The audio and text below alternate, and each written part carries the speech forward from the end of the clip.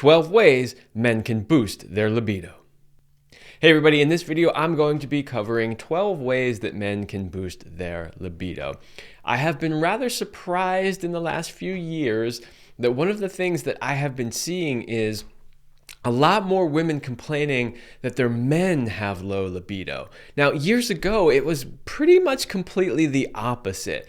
The complaints were always from the men saying, well, she doesn't want to have sex and she's never interested, and how can I get her to want more sex? And lately, I have been hearing a lot more women complain about that. Women who are self-identifying as, hey, I have a high libido, I want lots of sex. And this is not necessarily just young women, this is older women as well. And, one of their biggest complaints is that he's not really wanting sex as frequently. He's just not into it as much. And so in this video, I'm really going to cover ways that men can increase that. There are a lot of reasons why libido is going down in men. I'll touch on those a little bit, but really I'm going to be focusing on solutions.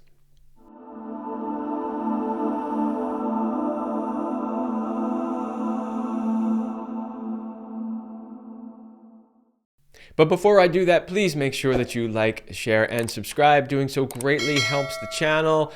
It helps me get this message out. It helps me get this information out to people who really need it. I'm so fortunate. I get so many amazing comments on my videos about how this information transforms people's lives. And honestly, that's what makes it worth it for me. That's why I keep doing what I am doing.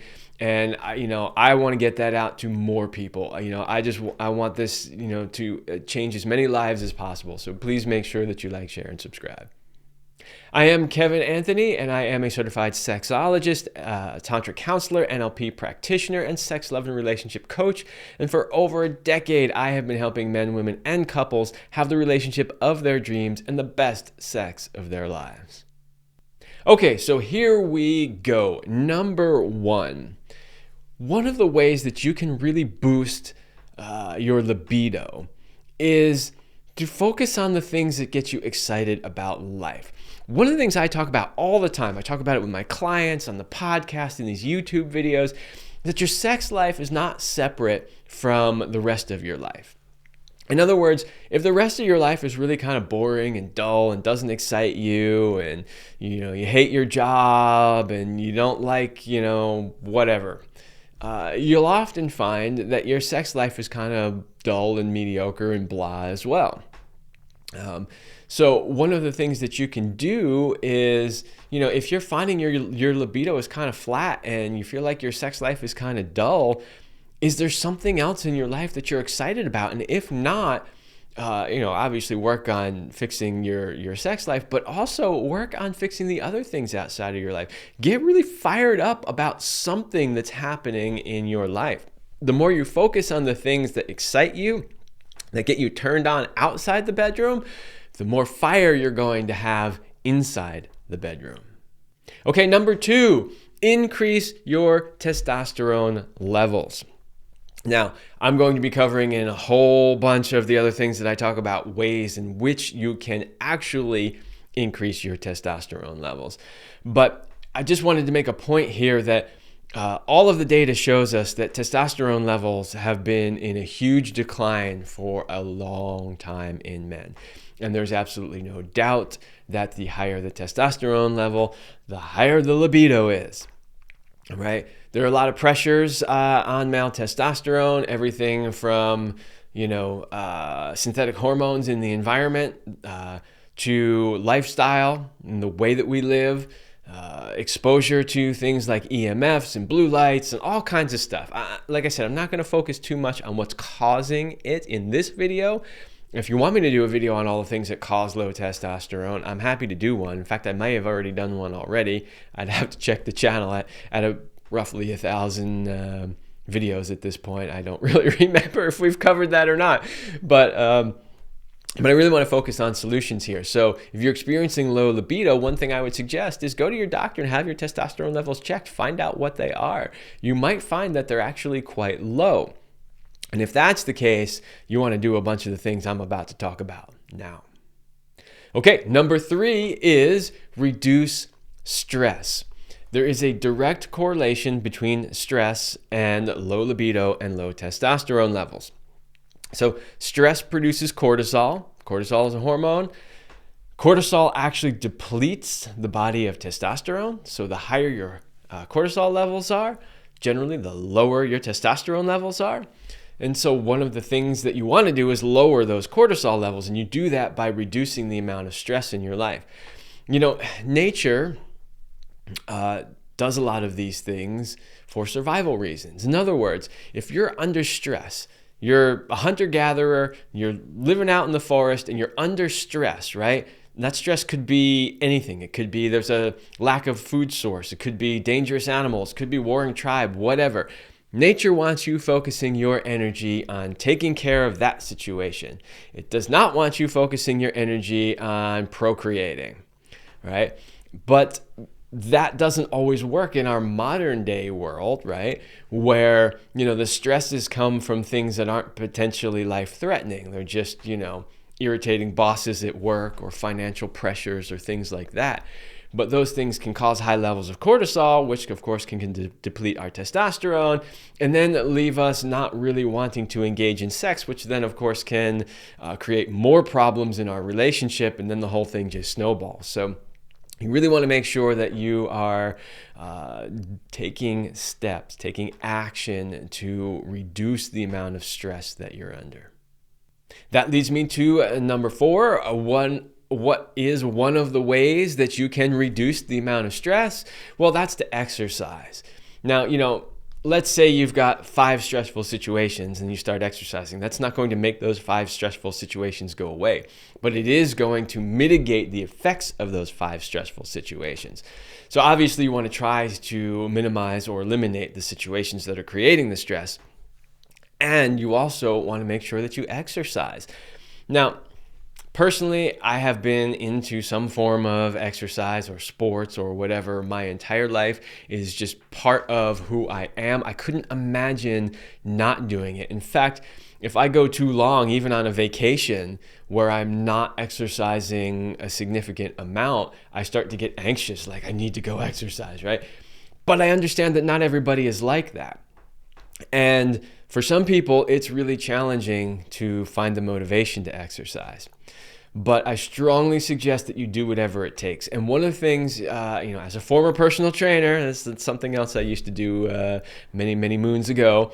One of the things I used to tell clients all the time is you got to find something that you enjoy doing that's also really good exercise. Not everybody likes going to the gym and pushing around a bunch of weights. I understand that. I personally enjoy it, but not everybody else does. So find something that works for you. Maybe you like to dance. Dancing is an amazing workout, especially if you do it frequently enough, right? It almost doesn't even matter what kind of dancing. If you look at anybody that is serious into dancing, they're always fit because it takes a lot of energy, right, to move. You're burning a lot of calories. You're using a lot of muscles. You're generally using your whole body. Just one example. Find something you like to do that is fun for you, that is also good exercise. Number 5 is sleep well. Sleeping well is critically important. It's really important for lowering the stress hormones. It's also really important for rebuilding up your body. This is where your body gets a chance to sort of rebalance after all the stress that it's been under. So sleeping well is really important. It is something that regardless of, whether you're a man or a woman, when your hormones are out of whack, one of the first things the doctor's always going to ask you is, how are you sleeping, right? If they're going to ask you a bunch of other questions too, but that's always going to be one of them in there because sleep is that important. So make sure that you are sleeping enough. If you're not getting enough sleep, it's really hard to maintain a libido when you're exhausted all the time and your cortisol levels are spiking. Number 6 is meditation. I threw that one in here because it is really a fantastic way to lower your stress levels, lower your cortisol levels, to calm your entire nervous system, which is also really important. One of the things I talk about all the time when it comes to performance anxiety is that there is definitely a correlation with men. It's like the more anxious you get about how you're going to perform in the bedroom, the harder it is to achieve an erection. Because the secret to achieving an erection is relaxation, right? People tend to think that it's, oh, I got to get really amped up. No, the secret to that is actually relaxation, getting into your parasympathetic nervous system, right? And then all of a sudden you can achieve an erection. It's also the key to controlling your ejaculation. The more tense you get, the more fearful you get of not being able to last as long as you want, then the closer you get to your ejaculation. Whereas the more you can relax, right? The more you can relax and be in that parasympathetic, the longer you'll be able to maintain control. And so meditation is a tool that can really help you with all of those things. The calmer that your mind is, the calmer your body will be, the more relaxed you are, the more likely you are to be in your parasympathetic nervous system. And then the more you're in that, the more you have energy and space for things like erections and turn on and sex and libido and all of that. All right, number 7 is to eat well. You've heard this a million times. You've heard it from me a million times. You've probably heard it from your doctor, from your spouse. But eating healthy is critically important to all bodily functions, including your testosterone levels and, of course, your stress levels as well. It's really important that you eat well. And I've done whole videos on what does that really mean. Of course, it means, eating whole foods, cutting out the processed foods, eating organic, making sure you get enough vegetables in there, limiting meat. And you don't have to give it up, but, most people eat way too much of it. So making sure that you eat really healthy, those are just a couple of quick guidelines. But those things will really help. And one of the things that directly impacts your testosterone levels when it comes to eating healthy is when you eat a lot of processed foods or even certain types of foods, they're loaded with either phytoestrogens, which are plant-based estrogens, or xenoestrogens, which are synthetic chemicals in the food that mimic estrogens. The problem is you can really whack out your hormone balance, right? And have way too much estrogen as a man because of you've got natural estrogen already. Now you've got the phytoestrogens and the xenoestrogens that you're exposed to. And that can really whack out your hormonal balance and affect your testosterone levels. So, you may understand that eating healthy is good for all kinds of other reasons. You may not have realized that what you're eating is actually negatively affecting your testosterone levels. Okay, number 8. There are some herbs that you can take that can potentially have benefits as far as helping you increase your libido and or your testosterone levels. Let me just say up front, you will see claims made all over the internet that taking these things is basically like taking testosterone replacement therapy. No, it is not. I have not seen any evidence that that's the case, but these things can potentially have beneficial effects. So what are some of them? Tribulus, maca, ashwagandha, tonkat alley, American ginseng. There are other videos on my channel where Celine talks about those. They can potentially help, but do not expect them to be magic pills that suddenly make your libido spring to life and now you're a sex god because you took this. That's probably not going to happen, but they can be supportive to your libido. Number 9 is reduce alcohol. You probably love having that beer every day when you come home from work, or several beers or whatever it is. However, beer is highly estrogenic and it is actually crushing your libido as well as your testosterone levels. And it's not just beer. Any alcohol in general is suppressing your entire system. So it's not helping. Now, there's inevitably going to be somebody who says, I drink X amount and I still want to fuck all the time. Like, okay, great. I get it. However, if you're experiencing low libido, this is not helping you. And cutting down significantly or potentially cutting out the alcohol consumption can definitely help you. All right, number 10. A lot of people don't realize that their prescription medications actually have known side effects that suppress libido. This is true of a lot of different medications out there. I'm not going to say any names or single any of them out, but if you are on prescription medications and you're experiencing low libido, the first thing I would say is go research what you're on and find out if that is one of the side effects. If it is one of the side effects, don't just stop taking it. Your doctor prescribed it for a reason, but go have a follow-up with your doctor and say, Doc, I know that this prescription medication has the side effect of low libido, and I am experiencing that. Is there a way we could adjust the dosage? Is there another version of a medication that will get the effect we want without the low libido? Work with your doctor to solve that problem. Better yet, see if you can get yourself healthy enough that you don't need this medication anymore, and then both problems go away. All right, number 11. I did a video recently on masturbation tips for men. It's done really great. Probably one of my highest all-time viewed videos. If you haven't watched it, please go check it out. In that video, I made a lot of recommendations, one of which was to masturbate without ejaculating. Now, why is that on this particular list? Because we're talking about ways to rev up your libido. Now, a lot of men, regardless of age, tend to masturbate kind of frequently, even if they're in relationships. And one of the things that can do if you're ejaculating all the time is really depleting your energy. And, even if it's not necessarily depleting your energy, it's like, well, you feel kind of content because you had that sexual gratification, you had that ejaculation. And so then, now your partner comes over and you're like, yeah, okay, maybe, whatever. Whereas if you hadn't ejaculated recently or you hadn't had any sort of pleasure or sex in a while, your partner comes over and you're like, yeah, let's go, right? Because you just haven't had it in a while. And so there's this desire, this craving for it. Well, a lot of men say, well, I don't want to not masturbate because, maybe I only have an opportunity to have sex every once in a while, whatever. Well, that's fine. I'm not telling you necessarily need to stop masturbating, but you can masturbate in a way where you experience a lot of pleasure, but you don't actually lower the sexual energy that's built up by ejaculating. Because for a man, when you ejaculate and you orgasm, well, they're two different things, but they tend to happen at the same time for most people. So when you ejaculate and orgasm, it's a huge energy release. So your energy level comes down, right? This is why there's that kind of age-old, as soon as he ejaculates, he just wants to roll over and go to sleep because he's tired, right?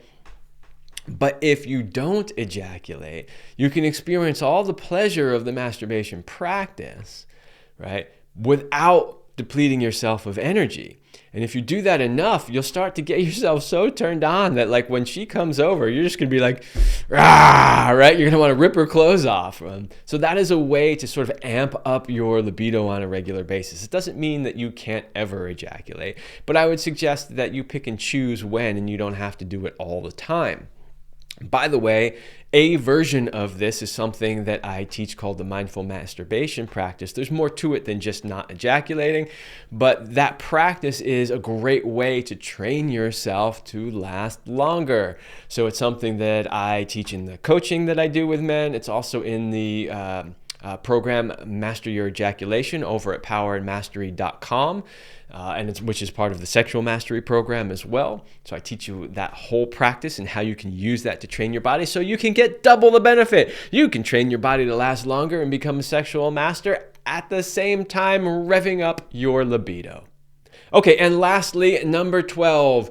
I talked about one of the big reasons why your libido was low was the low testosterone levels. And I gave you a whole bunch of ways that you can naturally increase your testosterone levels. However, for some men, in some circumstances, those things aren't necessarily enough. So, in certain circumstances, it would be okay to go the route of TRT, testosterone replacement therapy, or you'll sometimes hear it referred to as HRT, hormone replacement therapy. If your case warrants it, then it is something you can potentially do. And I have heard a lot of men say they've had excellent success with this. Couple of caveats, however. Number one, make sure that you are only using bioidentical testosterone. That is critically important. The synthetic versions can cause a lot more problems than they actually solve. Number two, make sure that you seek a doctor out who truly understands the balance of hormones in your body, right? Because if you're, say, 50 or older, right, you may also need to be taking progesterone along with your testosterone. That might be a very important thing. So make sure that you seek out a doctor who really understands the interbalance of all of the hormones in the male body and can prescribe to you the correct hormones, and also is willing to work with only bioidentical hormones. Lastly, with TRT, keep in mind that once you go on TRT, you are on it for the rest of your life. So don't take it lightly. It's kind of a last case scenario, which is why I put it here at the very end. I really prefer that you do all of those other things that I said first. But like I said, in some circumstances, this can be something that can help with your libido.